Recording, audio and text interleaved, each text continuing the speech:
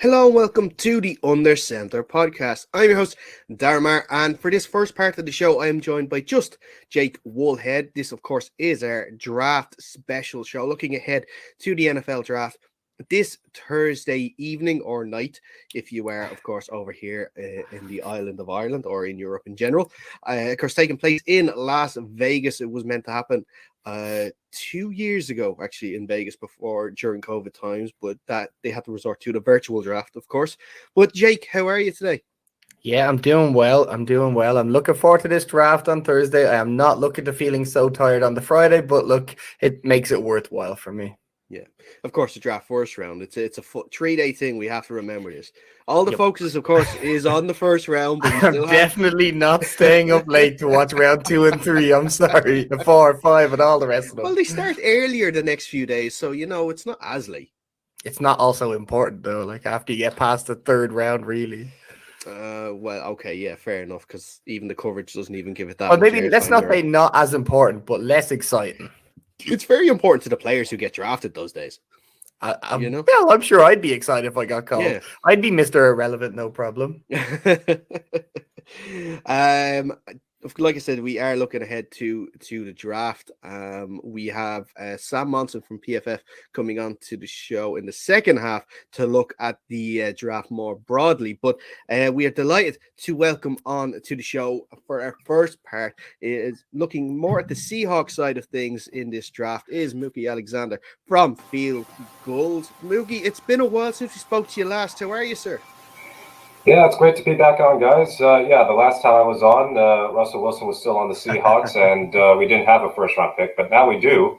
And it's fitting that I'm on the show because this shirt I got just last week, it's a vintage Seahawks shirt, and we might be headed towards vintage times if this team isn't careful because this is the logo that was commonly used during the years where they weren't winning too many games. That's interesting. I thought you were going to get. That's a bit of a swerve ball there. How you said that, because I thought you were going to say that we are entering to vintage times where they can actually wear the old jerseys again with the new helmet rule changes that could be coming into place. But no, let's talk about the dark times of Seattle football for a little bit. Why not? But yeah, like you mentioned, we'll quickly speak about it because since we last spoke, there has been a lot of changes in the organization. Not just Russell Wilson, of course, leaving, but also Bobby Wagner, the sort of last two players involved in that Super Bowl winning team. Of course, head coach Pete Carroll is still there. But what have you made of the Seahawks moves this offseason? Well, what's interesting is the offseason outside of the Wilson trade, because I think the Wagner release was kind of expected. It was either you're going to pay him that money or are you going to move on for cap savings? So it wasn't a surprise that Wagner moved on. It was just the timing of it was terrible to have it happen on the same day that they traded Wilson away. But the actual free agency side of things looks pretty much like any other Seahawks offseason. They're not going on, shopping day one. They're looking for the second and third wave of free agency and going into the bargain basement, if you will. No big signings. I guess Uchenna Nwosu is their big get this offseason from the Chargers. And even he's on, a 2-year, $20 million deal. And they have been committing to keeping several of their own guys. The contract Will Dissly got, I like Will Dissly, but that's top half of the league tight end money. And I don't really think that should be the type of contract he should be getting. But hey, congrats to him. They kept Quandre Diggs, which I thought was huge. I mean, keeping Diggs was a must. Keeping Rashad Penny didn't seem like a logical thing to do up until like November of last year, but I think it's good that they kept him. Where they didn't keep their own guys is on the offensive line. They let Posick go. Dwayne Brown hasn't been re-signed, and neither is Brandon Shell, and I don't expect either one of them to stay with the Seahawks. So, this offseason, it's not been anything spectacular in terms of actual signings, but maybe it was never meant to be that way. And because of the Wilson trade and the draft capital they gave, they're really, really going to focus on this year's draft compared to these last couple of drafts. Yeah. And there's a word that seems to be banned from the Seahawks locker room at the moment, and that's rebuild, because both John Schneider and Pete Carroll do not believe that they're in a rebuild. Do you think the Seahawks are? They're in a rebuild, and they can reframe it however they want to. I don't even think they called it a rebuild in 2010 when they made like 90 different transactions in the offseason and completely tore the roster down. It's a rebuild. We don't have to do step aside language here. Let's be real. Drew Lock is not under contract after next season. Neither is Geno Smith. They don't have a long-term answer quarterback on the roster. And the moment that happens to me, you're in rebuilding mode. And they haven't had the great results that we remember from the early Wilson years. These last few years, they got one playoff win over the last 5 seasons, and they missed twice. So I think the writing is on the wall as far as the strength of this roster. It's not that great. It's not like worst of the league or anything. It's not Detroit or Jacksonville or anything, but it's certainly much weaker compared to their NFC West counterparts. So with the draft capital they've gained and what they have now and what they have next year, I think that they're looking at not like a long-term 4 or 5 year rebuild. I mean, that doesn't make sense given Pete Carroll's age and the fact that if he screws this up, he's not going to get 4 or 5 years. But it's one of those short-term, we're going to see if we can make one more push. And within that time frame, we're going to see whether or not Drew Lock can justify a contract extension. Or the second bit, can they find their next franchise quarterback through the draft? Can they find another Russell Wilson? Because it doesn't have to be in the first round. Yeah, exactly. And like you mentioned, Russell Wilson wasn't a first round pick himself, but there was a name that was linked with the Seahawks throughout the offseason with his issues with his own team, and that was Baker Mayfield. And he even mentioned himself that the Seahawks were a logical choice. It's kind of met with a bit of division within the fan base, just seeing myself on Twitter with people talking. I guess it kind of the signing of re-signing, I should say, of Geno Smith on that 1 year deal sort of puts paid to any chances of Baker maybe ending up in Seattle. Yeah, I would think so. And even Geno's contract, he's got like $500,000 guaranteed. He can make up to $7 million, but his guaranteed money is very little. So that's the type of deal where he's not even a surefire thing to make the 53-man roster. But the fact that they re-signed him in the first place, he knows the offense better than Drew Lock would or Jacob Eason would. So I would expect him to at least be there through preseason. So it doesn't mean the Seahawks won't take a quarterback this draft, but I think it would certainly rule out adding Baker Mayfield. And they've never seemed to be too keen on adding Mayfield anyway. Like it's only just been like loose links and trying to piece puzzles together that really don't necessarily fit. It doesn't seem like there is a market for Baker Mayfield at all. I mean, Carolina is probably the best fit for him, but as far as teams just picking up the phone, like we got to get Baker Mayfield, it's just not there. And I feel like Baker is not a great quarterback or anything, but he's not like a non-NFL level starter. He was part of a team that almost knocked off Kansas City in the playoffs 2 seasons ago, and they ended their long drought of not winning any playoff games with him at quarterback. He was pretty good that year. He was not good last year. I think some of it has to be attributed to the injury, and maybe that's part of the problem, is that the severity of his injury, much in the way that we're seeing there's no trade market for Jimmy Garoppolo, it's kind of scared teams off from wanting to commit to either one of them in a trade. They would take that risk if they were released, but not to give up something in order to get those quarterbacks. Could you get behind Baker Mayfield on the Seahawks?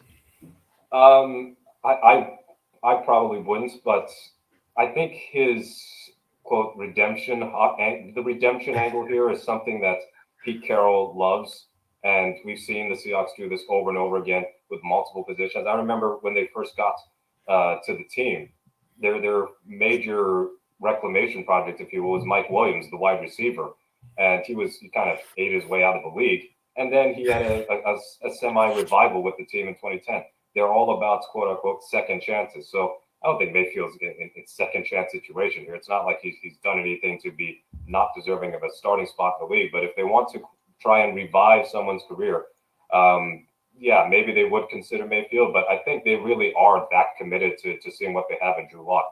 The fact that John Schneider said at the press conference about a month ago that they had considered Lock or that they really liked Drew Lock coming out of college tells me that it wasn't just a fluff piece to pump up Drew Lock. They knew that Wilson's contract was expiring within a couple of years, and they weren't necessarily committed to giving him the mega extension afterwards. So they were looking at options, and Drew Lock was one of them. So to answer your question, no, I wouldn't get behind Mayfield, but would the Seahawks consider it?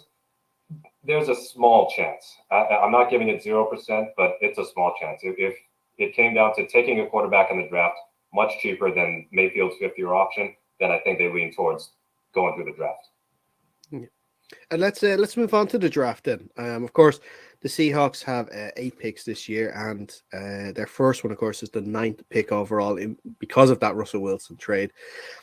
You know, you see mock drafts, like multiple ones all the way leading up to now this week, and we've had our own now. Each guy is given their own this week, and you know, it seems to be either corner, tackle, or QB. And you're looking at Malik Lewis is probably the most, probably the one QB that a lot of people are linking the Seahawks with the most, especially going for that number 9 pick. Of course, you have the likes of Charles Cross, Evan Neal, Ikum Ekwonu in the tackle position. You're looking at Stingley and Gardner there in the corner position. What are you thinking yourself for that number 9 pick, especially for the Seahawks? What would you like to see them do? Well, at the number 9 pick, I expect them to trade down. And we've seen them trade down, not these last couple of years, but more often than not, they tend to trade down. They haven't picked this high in a while, so that could be what holds them back. But the last time I think they picked somewhere in the top 12, they traded down and they took Bruce Irvin. So that was the 2012 year. So looking at the needs for this team, I feel like offensive line is the biggest need. Again, you have Stone Forsythe as your current starting left tackle, and he didn't play a snap last year on offense. And Jake Curran showed some promise last year, but again, that's a limited sample size. And if you play him over a full season, you might not like the results. So you got to have competition there. They can't just win the starting job by merely existing. So I like Ekwonu as the tackle I'm most keen on. I'd be surprised if they took Charles Cross. It's not like I think he'll be bad or anything, but it's the fact that he played an air raid offense in college. And that's a pass-heavy system. And what I expect, especially in a post-Wilson world, is for the Seahawks to commit to running the ball even more. So limited run blocking snaps, not to say Cross is an incompetent run blocker, but the fact that he doesn't have a lot of tape on there, I think they're going to shy away from Cross.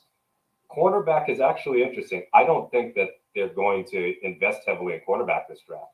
They might be comfortable with Sidney Jones and Trey Brown as their starting outside corners. Losing DJ Reed obviously stung, but they probably weren't willing to pay at that price. They signed Artie Burns in free agency. I'm sure they can make some investments in like the 4th or 5th round like they normally do, but they've never taken a cornerback within the first 2 rounds ever.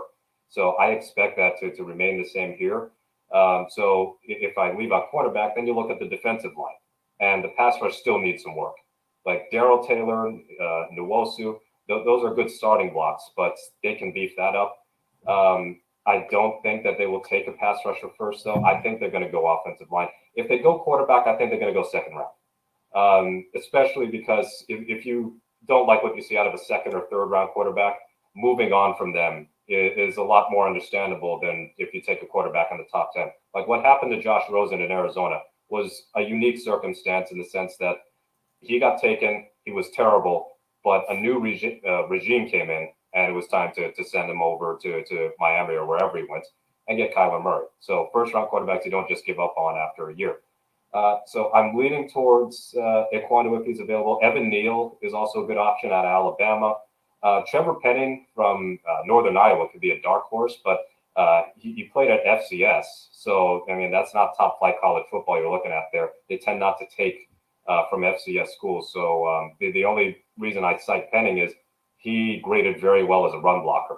And if he's a great run blocker and he's a bit of a mauler, big athletic type, then he may fit the mold of what the Seahawks are looking for. Whether he's a schematic fit is a different story. But everything is on the table for Seattle at this draft. There are very few positions where they don't have to fill something. So I think they'll trade down and take an offensive lineman, but I don't want to trade too far down that they're in the 20s or something. Mookie, you mentioned a 2nd or 3rd round quarterback. Have you got your eye on any of them?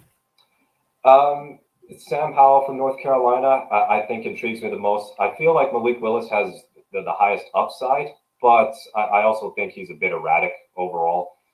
He could be worked on, certainly. It depends on the right coaching. So Desmond Ridder, I'm not feeling his arm strength or his accuracy in general, but I could see Seattle taking him. I mean, they brought him in for a visit, and he's the only quarterback that they've had, at least at the time of recording this, who's been part of the top 30 visits. So you've got Ritter, you've got Willis, you have Sam Howell. Kenny Pickett's, I don't think Seattle's interested in, not with those toddler-sized hands. Poor Kenny. But this is not a great quarterback class. Let's be real here. It's not deep in the sense that you're going to have 8, 9 quarterbacks that really catch your eye. But 2023, when Seattle has 2 first-round picks, you could think of C.J. Stroud or Bryce Young. They would both be draft eligible by then. And perhaps the Seahawks would have an eye on them. And even if they do have an eye on those guys, that doesn't mean they don't need to take a quarterback now. So I think they might consider Ritter, but Sam Howell, I think, is somebody they'd really like to take a look at because he's got the arm strength. I feel like for what Pete Carroll wants to run, even with Wilson gone, they want a strong arm quarterback because they want those explosive plays down the field. And I like what I've seen from Howell. He could be a steal in the second round. Yeah. Well, there was that picture, of course, at the combine of Carroll with, was it Matt Corral, wasn't it? Meeting Matt Corral at the time as well. So that is another name. And it is interesting where they do have those 2 picks back to back, 40 and 41, to see what they do there. And something that they could do, and I don't know, it's probably one position that we haven't talked about yet, and that's the wide receiver position. We've seen the moves teams have made with wide receiver this offseason, like Tyreek Hill, Devontae Adams, just to name a few. The uncertainty with the likes of A.J. Brown and Deebo Samuel. And you've seen the constant links of DK Metcalf being traded away. Should the Seahawks be looking at drafting a wide receiver this time around? That's a good question because I think they will extend Metcalf. I mean, he's already at the voluntary workout, so he's in, set pre-camp, I guess you could say. But it's less about Metcalf as far as their future wide receiver, more about Tyler Lockett. Because Metcalf, we know, has been linked as far as potentially being dealt if they don't give him his contract extension or don't want to. But Tyler Lockett was reportedly open for trade. Now, that was just one source I can recall reporting that back when Wilson got traded. But even so, Lockett's going to be 30, I think, next year. And he's in the second year of a 4-year contract extension, I believe. He is somebody who might be a cap casualty even in a couple of years' time, and whose game may very well be impacted by the fact that he doesn't have Wilson at quarterback. So I think it would be important for the Seahawks to consider beefing up wide receiver, regardless of what they do with Metcalf or Lockett. But think about the receiver investment they've done the last couple of years. They took Metcalf in 2019. And they took D. Eskridge with their first pick last year, but Eskridge hardly contributed. And even when he was, part of it was the injury, but the other part of it is he was just not getting open, and he was just hardly involved in the offense. 10 catches over 10 games is not impressive at all. So you don't give up on Eskridge, but I think there should be some added competition. It's a wide receivers league. I mean, think about how many great wide receiver classes we have seen over the last few years. And we're also seeing how expendable top-end wide receivers are. So I think you always want to be well-stocked at that position. So as far as wide receivers go, I don't think they would take anyone in the first round, but the second and third round, I think that's when things could get interesting. I don't really have any names other than John Mechie from Alabama. I believe that he could really break out as a quality receiver in this league. But yeah, Seattle's got a lot of questions at the wide receiver position, but they better keep DK. Not just because you have his jersey in your background there, Dara, but also because if they do get rid of him, he is insanely popular. He is an insanely popular player. And if he gets traded, if he leaves on the back of Wilson leaving, then Mount St. Helens is going to erupt out of anger. I mean, this would really damage the credibility of Carroll and Schneider. You have top-end talent. Just because you're rebuilding doesn't mean you also get rid of your top-end talent that's young, too. He is so young. He's so talented. His best years are ahead of him. They should keep him. Lockett, I think they should keep through this year, but like the 2 years after that is going to be interesting. And they should keep investing in wide receiver because you are supposed to find your next franchise quarterback eventually, and you don't want to have him start with a bare cupboard at the receiver position. Yeah. Well, to be fair, that's the only Seahawks jersey I have at the moment that has a current player on the roster. I have a Doug Baldwin one. I have a Bobby Wagner one. I have a Russell Wilson one. All gone. I think I it was have- a sour curse then. Yeah, he's bad the first in omen. the franchise. Yeah. I have a signed Evan Engram jersey and Landon Collins Giants jerseys, and obviously they are not currently playing. I also have a not signed Daniel Jones jersey, and we all can see where that's going to go in the next year. Yeah. I don't know if they should just adopt the English model of like jerseys where they don't put names on them or anything, so you won't be disappointed when they leave. I'm just going to stick with legacy players from now on. I think. Just put a number on the back of the jersey, and then you just swap in the last name periodically. You can get like detachable like name plates for the back of them, so that whenever you can order new ones all the time when they change their number. It'd be great. That's why I was terrified when like players could pick any number they wanted. And Bobby Wagner wants to go back to number 9. It's like, no, don't do that, Bobby. I had 54. Don't do it. But obviously, he was never going to pay out for that. But interesting though. Just want to circle back to the wide receiver talk for a little one more, because what we've talked about so far as well is sort of what Seattle hope to do next year, and that is be a more run heavy team. So does it necessarily make sense to have these highly paid wide receivers on the roster? And so with the amount of money that DK Metcalf is going to command, is it viable to have him on the roster if you're going to have such a run orientated offense? I think it does. I mean, another comparison would be his former Ole Miss teammate, A.J. Brown. The Titans are a run-heavy offense.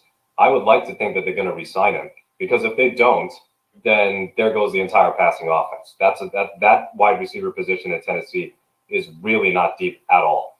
So for the Seahawks, with what we've seen out of Pete Carroll, they don't tend to re-sign too many of their receivers in the first place. Like Baldwin and Lockett are unique in that sense. They never re-signed Paul Richardson. They didn't re-sign Golden Tate.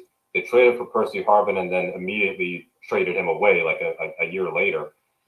So with Metcalf, I feel like it's different because in the limited sample size we've had out of Metcalf, with Geno Smith at quarterback, he was productive, quite productive. I think he had like 20 catches for 300-something yards and 4 touchdowns. Yeah, and he seems to have good chemistry with Smith. So it depends on how you view Metcalf. Is he successful with any old quarterback, or is he only successful with a certain type of quarterback? So the few weeks that we've seen with him and Geno, I think he can be successful with any quarterback. And that's reason enough to keep him aboard, especially, what is he, 25 years old? So somewhere in that age bracket. So even if they want to be run heavy, Metcalf also has a lot of value as a run blocker. Like, I think if you have a receiver who can block ball, like Cooper Kupp. Cooper Kupp is in an offense that likes to give him the ball a lot, but he's also an important part of the run game. So Metcalf could be seen that same way without having the same volume. But it's a very astute point you make. The question mark as far as if you're going to be run heavy, do you want to be deep at receiver at the same time? I personally would, but it might conflict with how Carroll wants to view it. He might rather be deep at running back and have great run blocking on the offensive line than have great pass blocking and deep receivers. Yeah.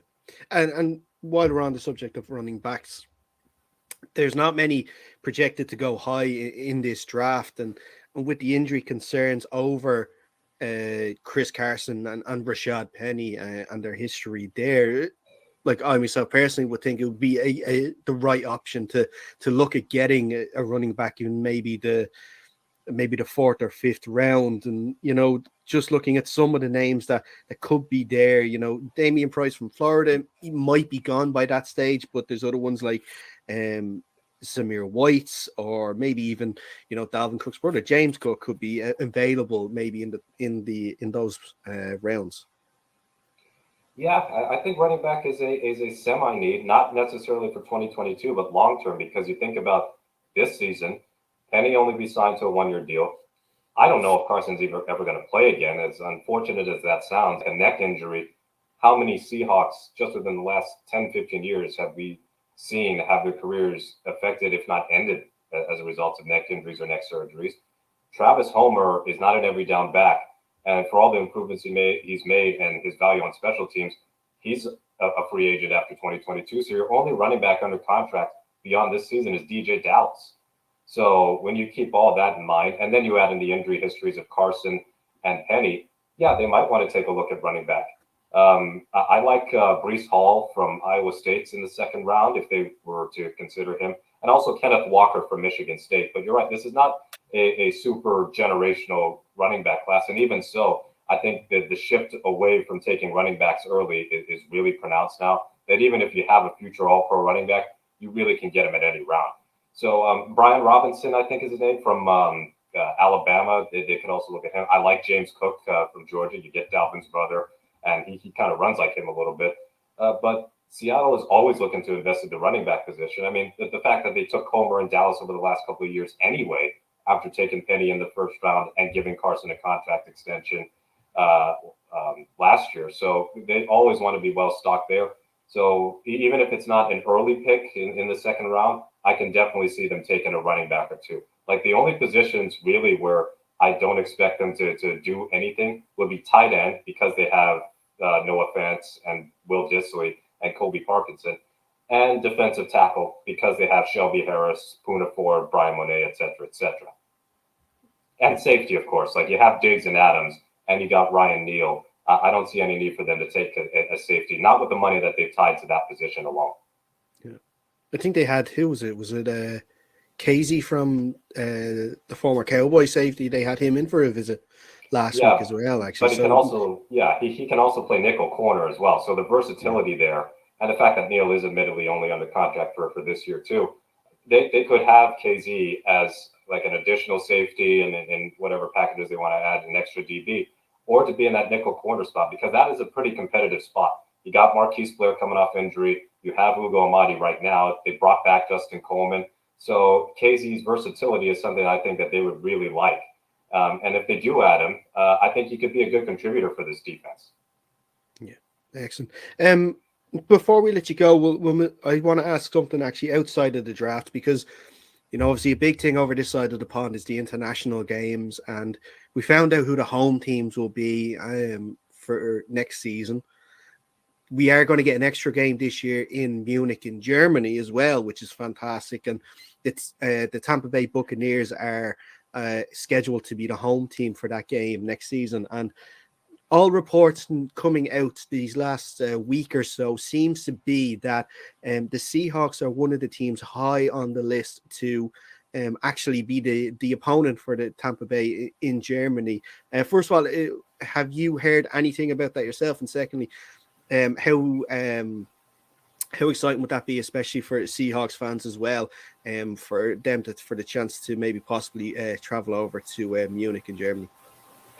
Yeah, I think there might have been a hint that Seattle could be the opponent, because John Schneider had a press conference last week, their pre-draft presser, and brought up that they were learning a bit of German. So I don't know if that was a hint that they might take Bernard Raymond, the Central Michigan tackle, with their first pick. I think that's also somebody Seattle would consider taking in the first round. But they have Aaron Donker on the practice squad as part of their international pathway program, and he's German as well. So I think Seattle could end up being the opponent. We should know probably within the next week, because that's when they intend to announce the international games. But nothing is really set in stone. If it does happen, I think this would be only the second time the Seahawks have ever played a game outside of North America, and the third time outside of the U.S. And just from the previous two times they've been outside of the U.S., when they played the Bills in Toronto, it felt like there were more Seahawks fans there than Bills fans. And Toronto to Buffalo is just a hop, skip, and a jump. And then you have the London game in 2018 against the Raiders, and that was a road game officially for the Seahawks. It felt like a Seahawks home game. So I think the Seahawks have one of the larger international fan bases, and that's really cool to see. So if it's the Seahawks at Buccaneers, I just hope for two things. One, they score more than Bayern Munich normally does at that stadium. and the second bit is they make it a great atmosphere, because Tampa Bay is getting Tom Brady back. He pulled the retirement rug out from under us. So it could be a really good time for Seahawks fans and any Buccaneers fans if they want to take the trip to Germany. But Seahawks fans in particular, I know they got a pretty considerable German fan base as well. So these international games, I'm sure they're great for everybody across that side of the Atlantic, and definitely you would want the Seahawks to be there in person. Hopefully, with a roster that is competent enough that the money will be worth it. Yeah, definitely for sure. And I can agree for that 2018 game in Wembley, because I was there myself, and there was more Seahawks fans there than Raiders. And it felt like a home game because I had the rain and everything all day that day at Wembley. I was also there, but I don't really remember too much of it, to be quite honest. I wonder why, Jake. I wonder why. Just infer from it. Listen, Mookie, it's been so great to speak to you again. We really appreciate the time. What have you got in store now for Field Gulls and yourself for ahead of draft? Oh, we're going to be doing a ton of draft coverage, pretty much wall to wall throughout the week and into next week, especially with the undrafted free agent signings. We're going to have a tracker on that. I'll be doing some live reaction stuff to our first pick. Hopefully they pick somebody I actually like, because if they pick a player that I'm not too keen on, then the live reaction may be canceled. But yes, you'll definitely want to tune into Field Gulls and read our stuff. And we'll also have a lot of film breakdown too, scouting reports and everything. I feel like this year we're really putting a lot of stock into our draft coverage because of just how many holes the Seahawks need to fill, and the fact that they have so many picks this year compared to the 3 from last year. Yeah, I know, but that's it. And there is like that little bit of excitement thinking that all of these new players that are going to be coming into the team, what they could possibly do to improve the team, and will this be a step forward? And also the other side of things, first year without Russell Wilson and Bobby Wagner, see what's going to happen. But like I said, Mookie, it's been brilliant to speak to you. Thank you so much for taking time, and we hope to speak to you again, if not during the summer, definitely ahead of the new season. All right, thanks for having me on again, and go Hawks. Excellent. And make sure if we are in Germany that you were there so we can have a stein together. Oh yeah, definitely. I got to brush up on my German then as well. You only need to know how to say one beer, and it's easy. It's ein Bier. It's the most easiest thing. Jake has got you all prepared for your German lessons. Don't worry about that. All you need. And schnitzel. We're going to take a quick break. When we come back, we're going to be speaking to Sam Monson from PFF.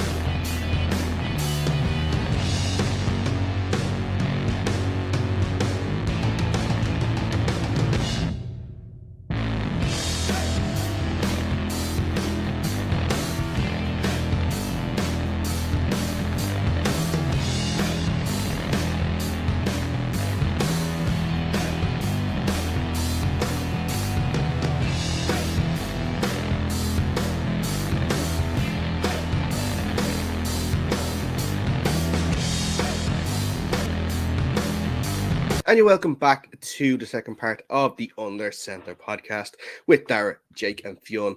Of course, we're going to get into the draft a little more now in a couple of minutes.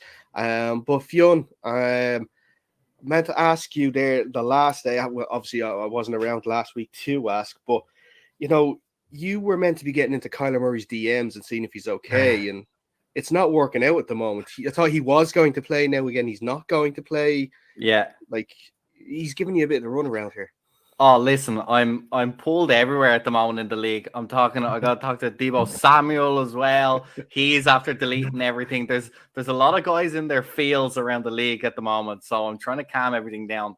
You know yourself, their agents, they're just not up to scratch anymore. They're too highly strung. So I'm really pulled all over the place trying to calm lads down at the moment. Just keep DK happy for me, and we're all okay. That's all I care about. Just keep DK well, he happy. does have that big. Didn't he have that big soother, sucker, whatever you want to call it, mouth guard back in the day? So he has been a little bit of a big baby now, I have to say. At the moment. Well, look, out of all of these wide receivers, it's the less we've heard about It's in true. terms of wanting He's a new handled his contract. business in the background For more than a lot of now. them. Well, he's there at For workouts now. at the moment. They're doing obviously their voluntary workouts, and he's there with the team. So, it seems good at the moment. But look, it's a long summer ahead, and we'll see. But let's listen. We can get into that later on in another show. We're going to be focusing on the draft, and we're delighted to welcome Sam Monson from PFF onto the show. Sam, how are you? Good. How's it going, guys? Not too Fantastic. bad. Not too bad. Not too bad. Before we get into the draft, I must ask you, of course, you proudly represent the West Dublin Rhinos on PFF podcasts and shows. Not having the greatest start to the year at the moment. Do you sort of keep up to date as much as you can, sort of with how the team's getting on? Yeah, I mean, a little bit. Obviously, I still follow all their kind of social media stuff, so I get an idea of how the results have gone and a little bit of how the games themselves have gone. Doesn't sound like it's going great this year, but wouldn't be the first year that it hasn't been phenomenal for the Rhinos. Do you miss playing? Yeah, like I do. I miss sport generally. I'm not actually playing pretty much anything here at the moment. We started playing basketball at one point before COVID hit. We had a YMCA gym literally like the next block up from PFF's offices over here in Cincinnati. So we had almost like a lunch game going basically daily. That was pretty fun. Since that shut everything down, I haven't found like another sport to get into. There's some people who play flag football here. I can't play flag football because I'm too used to hitting people, so it's just not the same. It drives me nuts. It's like tag rugby, right? Like no game I've ever played is as chippy and as like niggly and annoying as tag rugby because you can't hit people. In games where you can hit people, there's not like half that level of animosity and annoyance because you just hit somebody in the next play and it kind of sorts itself out. So yeah, I would love to get back into something, and football is definitely something that I miss playing. Yeah, for sure. Now that actually you have been on the show as well, what we'll have to do is we're going to have to sort out a North Dublin Pirates helmet sticker for you, so you can put it on Steve's side of the table, so you can have the Rhinos and Pirates there now for the next couple of shows for sure. Cool, yeah. I mean, I had that Rhinos helmet made up specially, so we could put something on the podcast and just have it sitting there. Yeah. I don't know if our budget allows a pirate helmet to be made, but stickers we can do at the moment, to be honest. It's kind of like it'd be like the IKEA flat pack. Like you assemble everything, we'll say. Yeah. You find a helmet and just put a sticker over the top of it. Exactly. That's it. Even a random part on the table itself, if you just want to put the sticker there, it doesn't even have to be on the helmet. We just had to get the product placement out there for sure. But look, let's have a look at the draft, and I want to ask you about your latest mock draft that came out. I think it was the 18th of April. Actually, you released it, and the top 10 is quite interesting because there was a few players that you've moved up in recent weeks, and with the likes of Kenny Pickett to the Panthers going at 6, and Devin Lloyd to the Giants, interestingly, at 7. Starting with Devin Lloyd, what makes you think that he is moving up so highly on teams' boards? It's more when you do, like sometimes when you do these mock drafts and you kind of realize that if the picks fall in a certain way, like guys can either artificially go up or down the draft without them having to have done anything. It's just all of a sudden players that you expected to be there are not, or players that you didn't expect to be there are there, and involves, passing up certain players. So this one, for the first time, I did a mock draft where picks number 1, 2, 3 were all edge rushers, right? It was Aiden Hutchinson, Kayvon Thibodeau, and Trayvon Walker. And I haven't seen that happen much. All three of those guys were always being talked about in those first 3 picks, but I hadn't actually seen it happen where they went literally 1, 2, 3. And immediately once that happens, it throws everything out of whack, right? Because a lot of people are giving the Jets an edge rusher with one of those first 2 picks. I think that gets a lot less likely if the first 3 are gone, unless they love Jermaine Johnson from Florida State. They're probably not going edge rusher with one of their top 2 picks. Similarly, like the Giants are often picking an edge rusher with one of their picks. And all of a sudden, like the tackles are suddenly available lower down because those first 3 edge rushers are all gone. So it's not so much that I think Devin Lloyd is kind of flying up draft boards, though I think he is finding himself somewhere like middle of the first round, maybe first half of the first round. But when you get to that Giants pick, then, the second of them, they grab a tackle with their first one. They're like, well, now what do they do, right? If they've taken a tackle with their first pick, they're not taking a second one. The edge rushers are gone. The top corner is gone. They're not in the quarterback market. They're kind of running out of players or positions that they would even think about drafting. They're not going to take a wide receiver, I don't think, given the amount of investment they have in that room. So all of a sudden, you're sort of looking out there and you go, well, Devin Lloyd is kind of the best player available for them, unless they're being like ruthlessly sticking to a best player available kind of board, regardless of the value, like regardless of the fact that we just drafted a tackle or we have a ton of value already in the wide receiver room. So that's kind of how the Devin Lloyd thing ended up. Sam, you mentioned there a couple of things that caught my attention. Obviously, the fact that multiple teams have top 10 picks in the Jets and the Giants both have 2 top 10 picks, and that all this draft board tends to change dramatically depending on what order people go in. Are you expecting both of those teams to draft both of those top 10 picks, or do you think it's probably more likely one or both gets out of at least one of those picks? I think pretty much anybody with more than one first round pick this year is probably open for business in terms of trading to go down or to grab draft picks next year. I think the Giants, it would make a lot of sense. They will probably use one of those picks, fill a need. But if somebody wants to give them a first round pick next year for their second pick, I think they'd be all over that for a couple of reasons. One, the value of next year's draft might be better across the board, but it's certainly going to be better at the quarterback position. And whereas the Giants are probably not in that market right now, there's a pretty good chance they're going to be next year. Like if Daniel Jones doesn't play out of his mind this year, the Giants are probably looking for a quarterback this time next year. And if they now have 2 first round picks next year, that's the kind of thing that might position you to go get, one of those top guys that they don't have a shot at this year, even if there were those types of players. So the Jets maybe, I think, are a little bit more inclined to use those picks, but it wouldn't shock me if they traded down as well. Aside from anything else, I think this draft is a weird one in that it's not stuffed full of top 10 type of talents. I think the strength of this draft is actually like the next 50 picks, right? It's pick 10 through 60.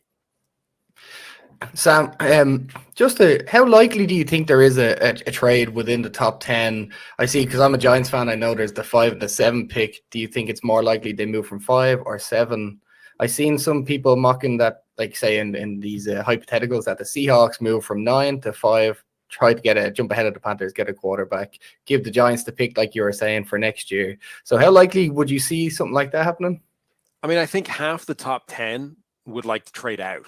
But the problem with that is you need the other person to make the trade, right? You need somebody willing to jump up into those positions, and it's kind of hard to see who teams are going to do that for. Like Carolina, I don't really see a team jumping over Carolina, because I think it's a pretty good chance they end up drafting Kenny Pickett, and the rest of the league I think would be ecstatic to let them do that. And if you're Seattle, I think Pickett is not the quarterback you're interested in. So I don't think that they need to jump ahead of Carolina. I think they could probably sit there, watch the Panthers implode, grab whoever they wanted at quarterback anyway, and not have to give up anything. The Panthers, I'm sure, would love to trade down, but I don't know that there's anybody that wants to oblige and jump up. I guess part of it is, if it unfolds like I had it, maybe one of those tackles starts to slide enough that a team might want to jump up and make that happen. New Orleans maneuvered with those 2 first-round picks, and they have a big need to tackle. Maybe they love one of those top 3 guys, whether it's Ike Ekwonu, Evan Neal, Charles Cross. If those guys start to slide to the back end of the top 10, the Saints might be trying to get up and make that happen. So yeah, I think like half the top 10 would be perfectly happy with making a trade, but there needs to be somebody sitting there that a team falls in love with, to make that trade happen from the other team's perspective. It takes 2 to tango, as they say. Yeah. Sam, you mentioned the Saints, and they're sitting there. They obviously made that pre-draft deal to get a couple of first-round picks. Have you any idea what their intention is with those picks at the moment? Are they likely to package them, or did they just want 2 higher-up first-round picks, or is there any kind of consensus on what's going on in the background there? I thought at the time that they must be using that as like a step one to go up higher in the draft and try and potentially get a quarterback or get somebody, inside the top 10. But the longer it goes on, the more I think that they might just want 2 picks this year in the first round, as opposed to, the future. They have a couple of big needs that they actually need to fill. The Saints are generally a team that takes the attitude of like, screw the future, we'll deal with that down the line. So I think there's a pretty good chance actually that they end up just using both those picks on a tackle and a wide receiver, take their 2 biggest needs off and move on, and deal with the consequences down the line. Yeah. Looking at, I want to look at some players that have sort of slipped maybe in the last week, and obviously this is the crucial week where if you see players slip, it's an indication maybe that teams aren't too high on them after interviews. And it's the likes of Kyle Hamilton, Derek Stingley. Interesting enough, you had going, I think 13 to the 12, to the Vikings, and then also Drake London, who a lot of people were quite high on at the start, but seems the interest is cooling off a little bit on him.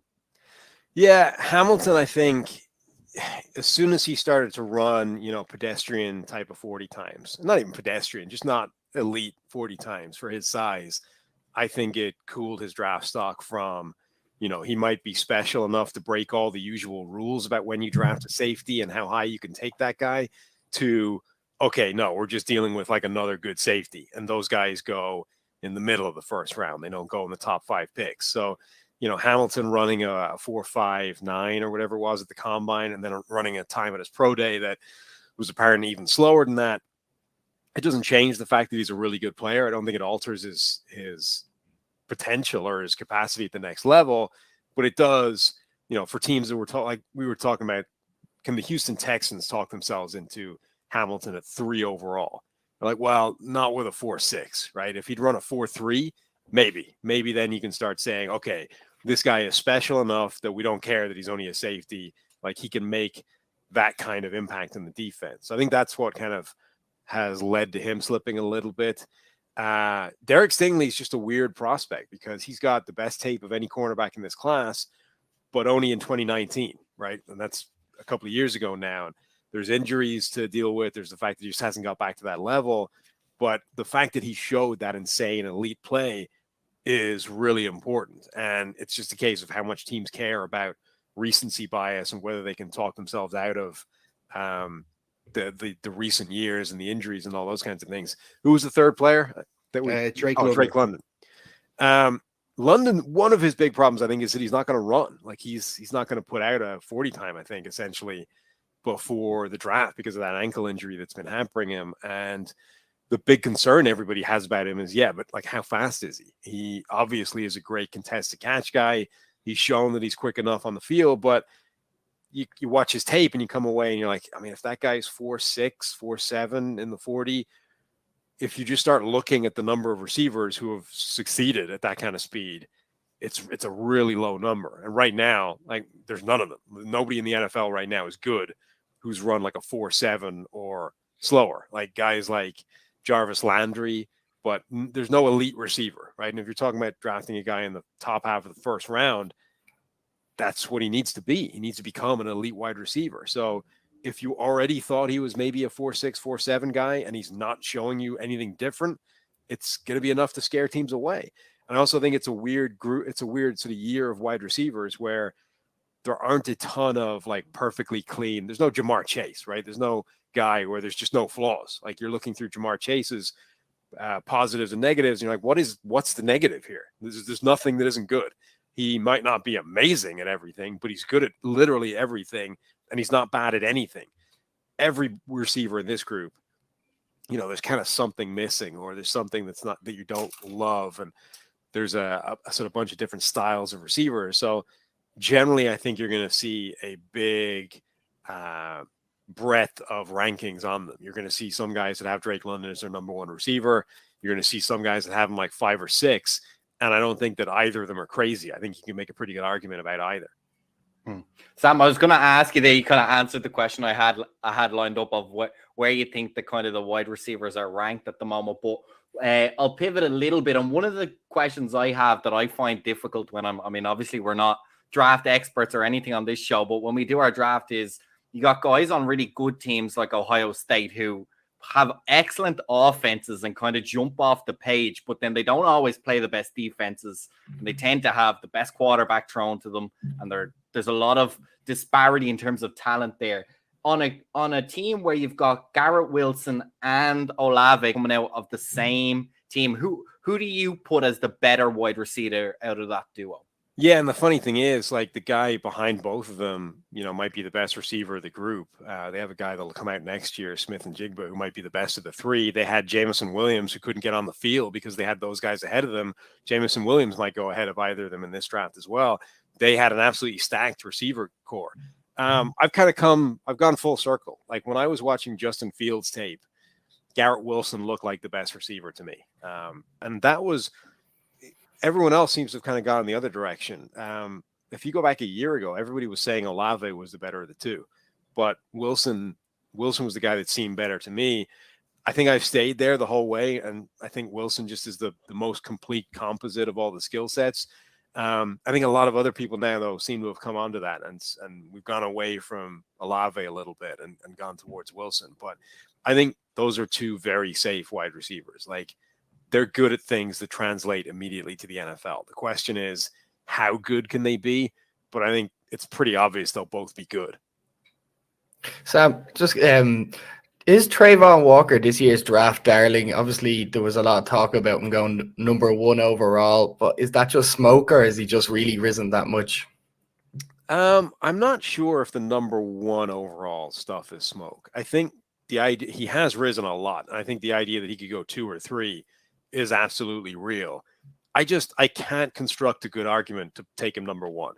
Like, I can at least see a pretty reasonable case that you would take him above Karlaftis or Thibodeau or any of the other edge rushers. But there's no case that makes any sense to take him above Aiden Hutchinson, because Hutchinson is also a ridiculous athlete. Like, he's a better athlete than Joey Bosa or Nick Bosa, those guys when they came out. And he has the production that Trayvon Walker doesn't have. So in order for you to take Walker first, you would essentially have to say that, like, the 2 small areas where he's ahead of Hutchinson athletically, one of which is arm length, is enough to offset like crazy production from this guy and almost no production from this guy. It just, to me, that doesn't make any sense whatsoever. But you can make the argument that he goes ahead of like Thibodeau or Karlaftis or whatever, because the degree to which he's a freaky athlete is kind of insane. Like, there's a lot of good athletes that have failed at the NFL level. Guys that have run incredible 40 times, guys that have great verticals, but I can't think of anybody that's failed that has that complete an athletic profile, right? Like, he's basically the 95th percentile athlete at everything, whether it's size, arm length, speed, explosion. He's got a 3-cone time that's insane, so he can turn as well. He isn't stiff. I can't think of a guy that's been that complete a prospect profile in terms of like athletic measurements who has been bad. And that basically is what NFL teams are looking at and saying, like, there's just no way that that kind of athlete can fail. Yeah, and looking at Thibodeau as well, I've seen a few people sort of compare him to the likes of Jadeveon Clowney and questioning his his love for the game. And when you see comments like that, and you see with the likes of most recently, what was his name? Isaiah Wilson, when he was drafted by the Titans, he was their 1st-round pick, didn't like football, and he's out of the league within 2 years. Do teams teams going to take a second? Are they going to second guess themselves a little bit with Thibodeau if he isn't taken number 2, if like we expect by the Lions? Yeah, I think like there's always 1 or 2 players that get that, like, does he really, like, people were talking about Trevor Lawrence in those ways. Like, he would give a couple of answers to questions where he would be like, obviously I want to be a great quarterback in the NFL, but if I don't, like, I'm okay. Like, it's not going to end my life. Like, I'm still going to be fine. And people were like, oh, hang on, big red flag now. Does Trevor Lawrence really love the game? Like the guy that we've been anointing as the number 1 overall pick for his entire college career, all of a sudden was getting the does he love football thing. And, maybe we put Zach Wilson number 1 instead. So I think every year that happens, and it's almost always crazy. Like Isaiah Wilson, I think, appears to have just been a head case. Like, that's not a does he love football thing. That's this guy's an idiot. How did you draft him in the first round type of thing? So I think, I think people generally are overthinking Thibodeau a little bit. Maybe he's a little bit, he's not as good of an athlete as Trayvon Walker is. He doesn't have the turn. He doesn't have the ability to run the arc the same way. On the other hand, he is freaky explosive. He's incredibly twitchy. He does have a great get off. He's got good lateral agility as well. And he's got a ton of production. Like, the dude has rushed the passer really well in a way that Trayvon Walker hasn't shown he can do yet. So I think you'd be much better off, or much safer, I think, picking Thibodeau over Trayvon Walker. What's a more disappointing group in this draft this year? Is it the quarterbacks or the running backs? I know the quarterbacks might be a couple gone the first round just out of team necessities, but in your opinion, talent-wise, which is more disappointing, the pool this year?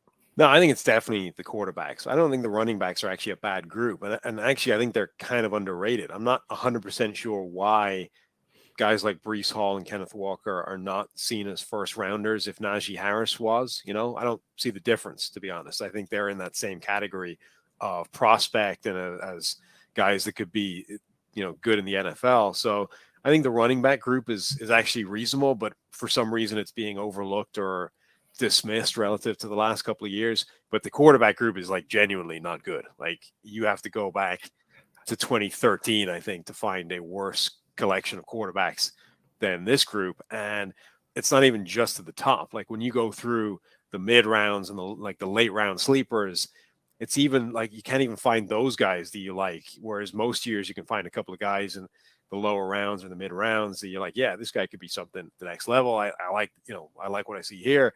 There's almost none of that this year as well. So the top is bad, the middle is bad, and the back end is bad as well. It's just not a good group of quarterbacks. Yeah, and you did mention there a little bit about the running backs, and that was sort of going to be my next question, because like that, a lot of people have projected that no quarterback or tight end will go first in the first round this year. Looking then in the further rounds, and you mentioned a few of the running backs, but in terms of tight ends then as well, is there any sort of guys in the later rounds that you're looking at for people to keep an eye out for this weekend?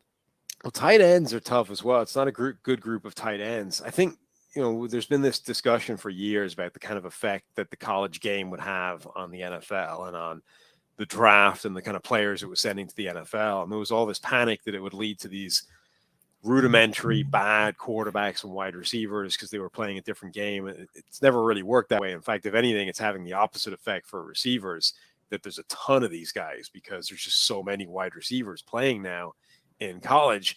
But it does appear to have really taken the hammer to tight ends. Like, there's just so few teams that are playing with a conventional tight end for enough snaps to get like real NFL caliber experience. And those, particularly in high school as well, like it's a position that it's only being used really to that extent in the NFL. So the pipeline isn't there. So it's not a good group, I think, of tight ends. It's a reasonable group of running backs. The kind of mid-round guy that I really like there is James Cook, Dalvin Cook's brother. And like, it's really easy, obviously, to compare guys that are related and be like, oh, he's just the same as his brother. James Cook is like somebody has sort of photocopied Dalvin Cook at like 80%, right? In every capacity. He's the same guy, just slightly smaller, slightly slower, slightly not as good, at everything. It's ridiculous. But I tend to work on the basis that, like, if you got 80% of Dalvin Cook, that's probably the best running back in any given draft class. So I think by that logic, James Cook can end up being a steal for somebody. Yeah. And from what you're saying about the tight ends, you are saying now that you're giving Tebow a chance to come back? No, Tebow, if you watched his tape, he played like 15 snaps or whatever in preseason, that one game. It's the worst tape I've seen from anybody playing professional football. Like, not even any tight end. Like, it was a joke. You had to go through like 8 plays to find one that wasn't a train wreck. Like, his first 8 plays, number 1 was like a drop pass. Number 2 was him completely whiffing on a block. Like, the first couple of plays, there was this. Did you ever see the video of, like, I forget, was it Tavon Austin like jumping in front of a target that looked like it was intended for Tebow and then like running away? Like, it looked ridiculous on the video. It wasn't quite as stupid when you watch like the all 22, but like, it wasn't supposed to be for Tebow. He was just in the wrong place. So it was like 15 snaps, and honestly, at least 10 of them were like, this is ridiculous.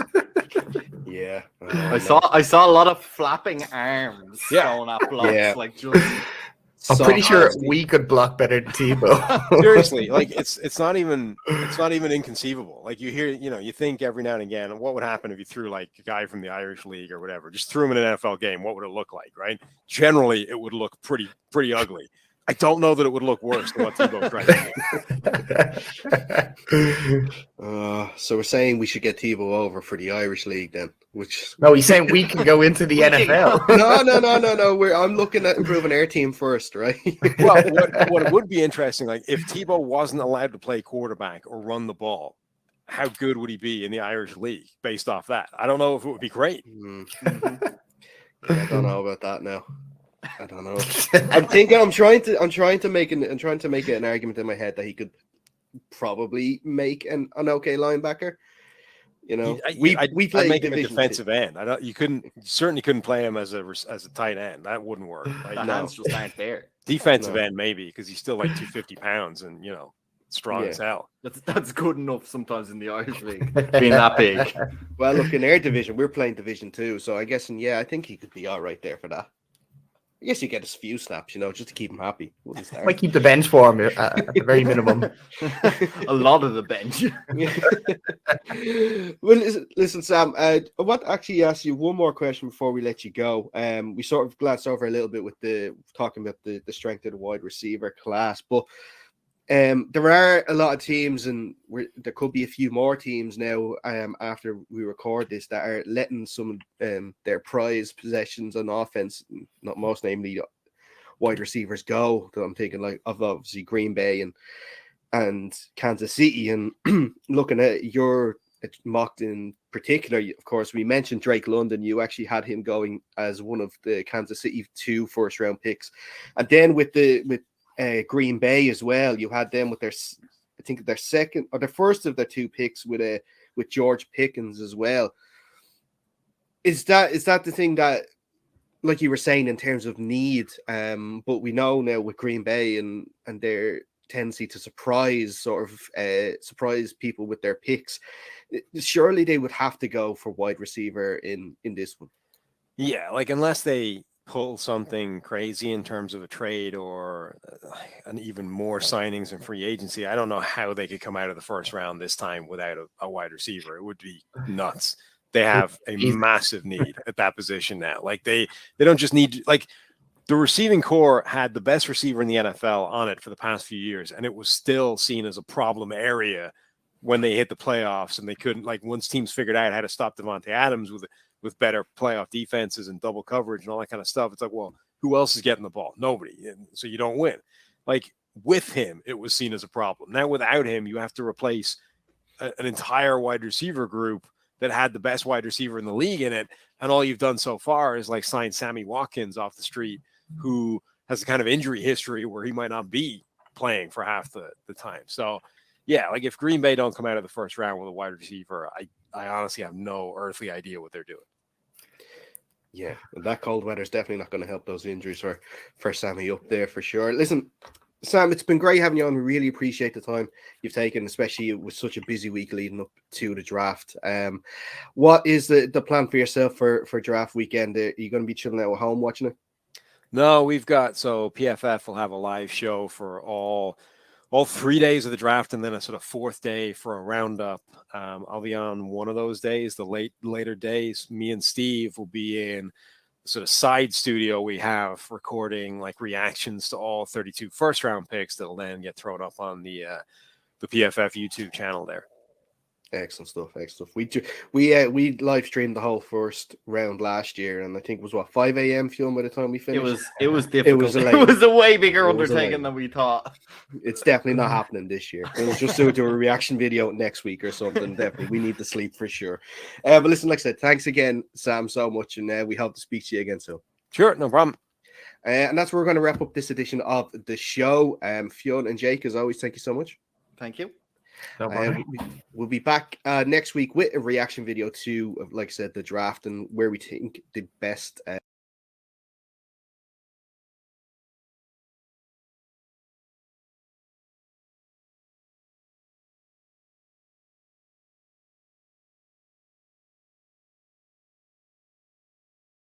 play.